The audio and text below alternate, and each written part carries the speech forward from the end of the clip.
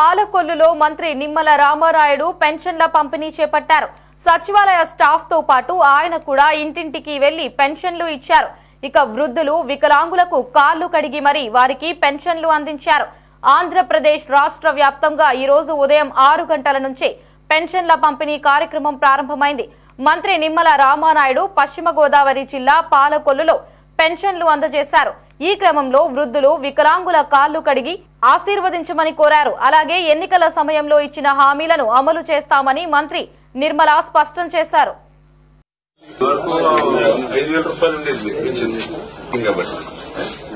బాధపడకమ్మా, మేము అండగా ఉంటాం, తోడుగా ఉంటాం, మీకు ఇబ్బంది లేదు. పర్లేదు.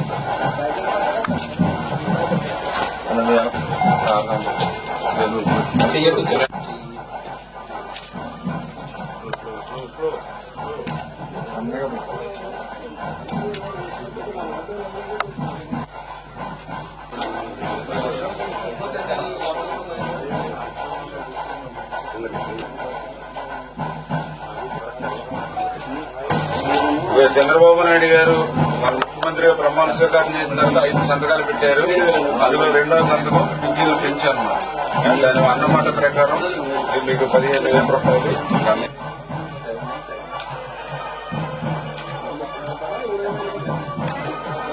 Okay sir. ఎన్ని పేరు పింఛన్ 5 సంవత్సరాలు 1 రూపాయి కూడా పెంచలేదు. మరి మానవత్వం లేదా జగన్మోహన్ రెడ్డి అర్థం చేసుకోండి. అటువంటి బాబు దివ్యాంగులకు కూడా బాబు నాయుడు గారు ఇచ్చిన 3,000 తప్ప హ్యాపీనా? ఇంతకుముందు 10,000 వచ్చింది, ఇప్పుడు 6,000 వస్తుంది. చదివిస్తే బాగా చదువుతుంది. మే నెలలో 1,000 రూపాయలు, జూన్ నెలలో 1,000 రూపాయలు, అంటే 3,000 ప్లస్ ఇప్పుడు ఈ నెల వచ్చి 4,000, 7,000 రూపాయలు.